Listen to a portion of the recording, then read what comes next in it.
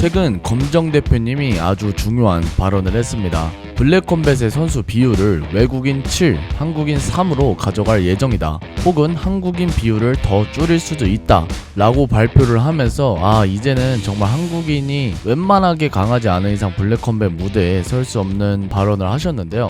이에 따라서 많은 팬분들은 또 우려의 목소리를 내고 있습니다. 대체적으로 나오는 우려의 목소리들은 다 비슷합니다. 컨텐츠와 서사로 먹고 사는 블랙컴뱃인데 이제 망하는 거 아니냐. 아직 대기업 스폰도 없는데 선수들 컨텐츠 비용에 파이트머니에 체류비까지 너무 무리하는 거 아니냐. 한국 사람이 이제 컨텐더에 없으면 사람들이 보겠냐. 등등 다들 블랙컴뱃에 외국인이 많아지는 거에 대한 여러가지 문제점에 대해 걱정하고 있습니다. 근데 제 생각은 사실 좀 다릅니다. 이미 블랙컴뱃에 뛰는 브라질 선수들은 한국 선수보다 인기가 많은 경우도 있고, 외국 선수를 대상으로 한 브라질 오디션은 한국 컨텐츠보다도 재밌다는 평이 많았습니다. 그래서 이제는 블랙컴뱃이 컨텐츠도 재밌는데 실력까지 보는 맛이 나는 그런 단체가 됐다고 느끼거든요. 제가 느끼는 그냥 감이 아니라 이때까지 해외 단체들의 행보에 대해서 같이 알아보면서 블랙컴뱃의 미래가 앞으로 어떻게 될지 한번 알아보도록 하겠습니다. 미국 자국 국가에서도 밀어주는 1위 기업인 UFC를 제외하고 우리에게 익숙한 내수 시장 성공의 대표 라이징과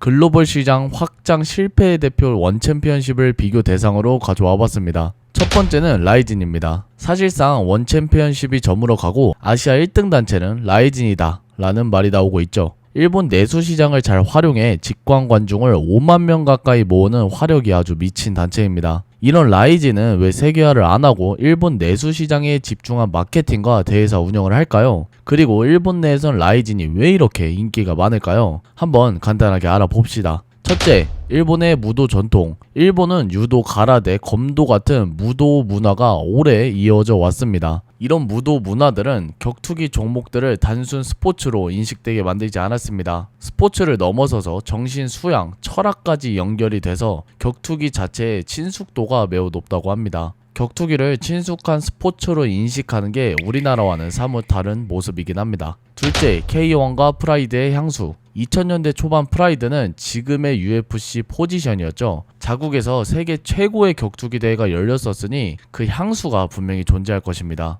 여기서 대중들의 격투기 친숙도가 전통적으로 1스택 더 쌓이게 됩니다. 셋째, 일본의 가정 전통. 일본에선 크리스마스에서 연말 사이에 가족들끼리 TV로 격투기를 보는 전통이 있다고 합니다. 과거엔 K1과 프라이드, 현재는 라이징으로 이어지고 있다고 하네요. 하도 세대가 빨리 바뀌어서 이 정보는 좀 많이 바뀌는 추세일 수도 있지만 이런 전통이 있었다라는 것만으로도 일본인들에게 격투기가 얼마나 친근한 운동인지 알 수 있습니다. 넷째, 라이징 스타 선수들의 활동. 이렇게 격투기가 대중적인 나라에선 자국 스타 선수들의 활동 반경도 우리나라랑 범위 자체가 다릅니다. 라이징 대표 스타 하면 아사쿠라 형제가 바로 떠오르는데요. 여러분들도 아사쿠라 형제는 들어본 적 있으실 거라고 봅니다. 이 아사쿠라 형제들이 라이징에 뛰냐 안 뛰냐가 그 대회를 통째로 취소할 만큼 파급력이 크다고 합니다. 근데 대회사에서만 인기 있는 게 아니라 유튜브, 공중파에는 케이블TV 예능, 그리고 광고에도 나올 정도로 대중들에게 자주 비춰진다고 합니다. 계속해서 말했던 격투기 종목에 대한 친숙함이 여기서도 영향을 끼치는 걸 볼 수 있습니다. 기업들이 격투기 선수를 방송이나 광고에 내보내는 것에 대한 부담감이 아예 없습니다. 거부감도 없고요.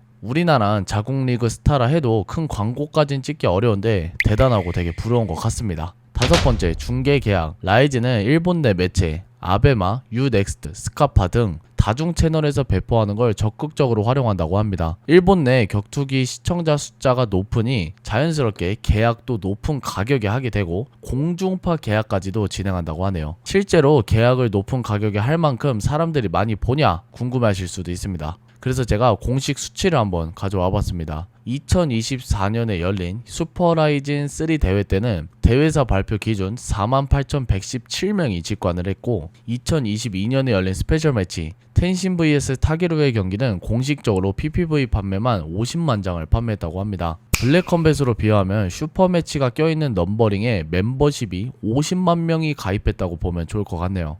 그러면 통합적으로 라이진이 왜 일본에서 잘 되고 내수 시장을 고집하냐? 정리해보면 일본에선 격투기가 대중 스포츠며 한때 세계 최고의 리그를 운영했다 보니 매우 친숙하게 격투기를 인식하게 됩니다. 친숙하니까 많은 사람들의 관심을 받고 그렇게 기업이 몰리고 돈이 몰리게 됩니다. 그러니 라이진 자체에서 일본 선수를 메인으로 쓰는 게 국내 PPV, 스폰서, 미디어에 있어서 가장 효율이 좋다고 볼 수 있겠습니다. 굳이 세계화를 안 하는 이유를 꼽자면 일본 자체가 격투기에 우호적이고 대중 스포츠로 자리 잡았으니 세계화를 안 하더라도 수입이 잘 굴러가니까 할 이유가 없는 것 같기도 합니다. 오히려 일본어가 메인으로 컨텐츠들이 생산이 되니 영화관, OTT, 지상파 중계 자체도 매우 잘 팔린다고 하네요. 격투기가 대중들에게 친숙한 문화가 매우 부러운 것 같습니다. 그러면 이제 세계적인 선수들이 모이는 원 챔피언십에 대해서 알아보도록 하겠습니다. 최근 몇 년 전까지만 해도 아시아 독보적 1위 단체다라는 말이 많았는데 요즘은 추락하고 있다는 의견이 훨씬 많죠.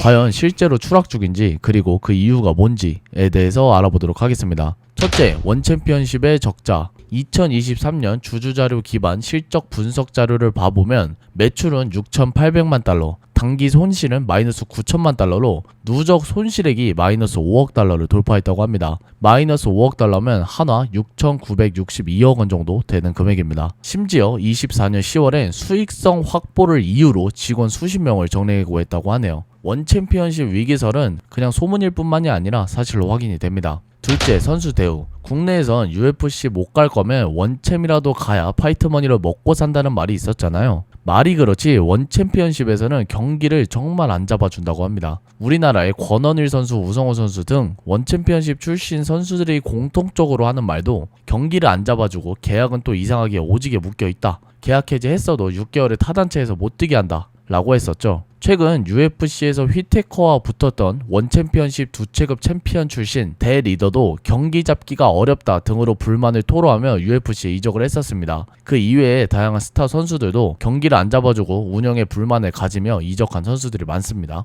파이트머니 부담 때문인지 뭔지 경기를 안 잡아주는 게 참 신기하네요. 셋째, 스폰서의 불안정함과 팬들과의 신뢰. 격투기 단체도 결국 보는 팬들이 소속감을 가지고 몰입을 해야 성공한다고 생각합니다. 그런데 적자로 인하여 스폰서가 철수를 하고 그로 인해 한 대회가 또 취소가 되고 팬들은 또 기대했다가 신뢰를 잃고 이런 악순환이 계속해서 반복되는 것 같습니다. 그 어떤 격투기 팬도 스폰서가 계속 빵꾸나며 적자인 단체를 좋아할 리가 없죠. 최근 카타르 쪽 대형 스폰서들도 철수설이 돈다 하고 미국에서 대회를 여느니 마느니 하다 또 취소되고 하면서 더 극심한 상황이 되고 있다고 합니다. 종합적으로 정리해보자면 총체적 난국입니다. 스타 선수들의 계약은 길게 묶으면서도 경기 수는 적게 잡아줘서 선수들이 이탈하게 만들고 자연스럽게 그렇게 소비자층도 줄고 스폰서도 이탈하면서 무한 위기의 굴레에 빠진 것 같습니다. 수십 명의 직원 해고에 고위 임직원들도 줄줄이 퇴사하면서 회사 자체가 중심 없이 많이 흔들리고 있는 것 같네요. 이렇게 두 단체에 대해서 알아봤는데 글로벌 확장을 진행한 원챔보단 내수 시장을 잘 공략한 라이진의 상황이 확실히 더 나아 보이긴 합니다.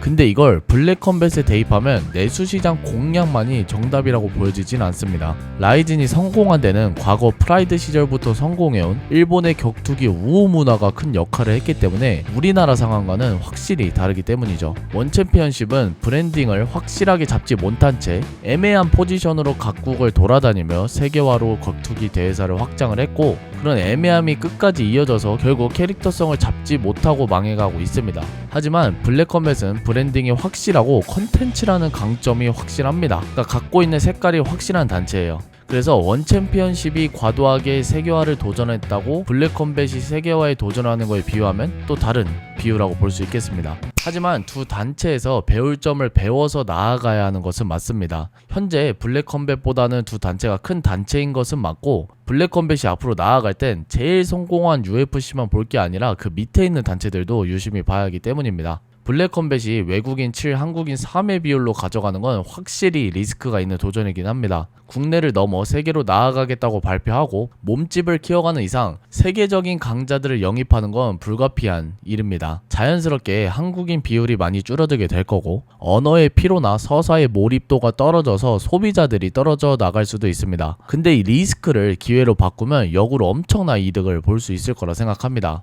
앞으로 블랙컴뱃이 이 리스크를 어떻게 헤쳐나갈지 제가 한번 스스로 생각을 해봤는데요. 그냥 제 바램도 섞여 있으니 재밌게 봐주시면 감사드리겠습니다. 첫째, 영입한 외국인들을 한 번에 초청해서 대형 컨텐츠를 찍는다. 아마 새롭게 시작하는 MMA 월드컵이 이런 개념이 되지 않을까 싶은데요. 각 팀의 주장이 있는 것 같은 모습을 보니 월드컵 멤버들의 추가로 넘버링급의 선수들의 컨텐츠도 뽑아낼 수 있는 좋은 기회가 될 것 같습니다. 월드컵 컨텐츠지만 주장들은 넘버링급이고 월드컵에 참가하는 선수들은 유망주들로 이루어져서 컨텐츠를 진행하면 재밌을 것 같네요. 둘째, 해외 강자들끼리의 스파링이 아닌 국내 선수들과의 스파링을 진행한다. 보통 미니게임이나 스파링을 진행하면 이때까진 해외 강자들끼리 붙어왔잖아요. 블랙테이블 컨텐츠도 그렇고. 근데 이게 은근히 그 선수들의 실력이 구별이 안 갑니다. 뭔가 캐릭터성도 빡 집중이 안 되고요. 새로운 사람 둘이 싸우니까 집중도 안 되는 느낌이 있는데 이거를 바꿔서 국내 챔스 메인급 혹은 라이즈급 선수들과 스파링을 해보면 되게 재밌을 것 같습니다. 개인적으로 신세계 아마추어 오디션을 되게 재밌게 봤거든요. 그 당시에 신세계 오디션이 실력별로 이제 심사위원들을 배정해서 아마추어 선수가 단계가 높아질수록 강한 선수와 붙었었잖아요. 이게 다양한 선수들과의 실력 비교도 되고 안 유명한 한국 선수 이름까지 외울 수 있었어서 여러모로 좋은 컨텐츠라 생각했는데 해외 강자들이 올 때 이런 방식으로 진행해도 재밌을 것 같습니다. 우리나라 선수들을 불러서 실력 비교가 제대로 될 수 있는 그런 스파링 컨텐츠를 진행하면 재밌을 것 같네요. 근데 MMA 월드컵은 과거 교도소 컨텐츠처럼 초대형 컨텐츠로 진행하지 않을까 싶습니다. 셋째, 해외 선수들이 한국에 왔을 시 팬들과 소통할 컨텐츠를 제작한다. MMA 월드컵은 여러모로 트래시 토크나 미디어로 나누는 설전이 매우 기대가 되거든요. 왜냐면 팀 대 팀전이니까. 이거를 넘버링 미디어데이처럼 열어서 관중들에게 선수들 얼굴을 한 번 더 읽히게 해주고 뭐 사인도 받고 사진도 찍을 수 있는 그런 이벤트가 있으면 좋을 것 같습니다. 뭐 블랙컴뱃 측에선 어차피 참신하고 결국 제일 좋은 컨텐츠를 제작하겠지만 외국인이 대량 유입되는 만큼 한국 선수 혹은 한국 문화와 관련돼서 컨텐츠를 만드는 게 시청자들에게 가장 몰입을 유도할 수 있을지 않을까 싶습니다. 머큐리 인베디드 편을 사람들이 재밌게 본 이유가 브라질 선수들이 단체로 한국을 관광하면서 즐거워하는 모습들이 큰 몫을 했다고 보는데 이런 식으로 거창한 걸 하지 않더라도 우리나라와 관련된 컨텐츠 한두 개만 있어도 금방 친근해지지 않을까 싶네요. 블랙컴뱃 세계와 관련해서 말을 하려면 끝도 없이 주제거리가 나오고 차후에 어떤 방향으로 가면 좋을지 생각이 끊임없이 나오는 주제인 것 같습니다. 하지만 밀려나는 한국 선수들은 제우스 FC에서 다시 기반을 다지고 올라오고 블랙컴뱃에선 강한 한국 선수들이 해외 강자들을 상대하고 이런 구조가 저는 사실 너무 기대될 정도로 재밌을 거라 생각합니다. 제우스 FC는 지금까지의 블랙컴뱃을 보는 맛으로 새롭게 보고 내수시장으로 블랙컴뱃은 서사와 실력을 모두 갖춘 또 하나의 신박한 단체로 재밌게 보면 될 것 같습니다. 여러분은 블랙컴뱃 세계화에 대해서 어떻게 생각하시나요? 어떤 점을 조심하면 더 발전할 수 있다고 생각하시나요?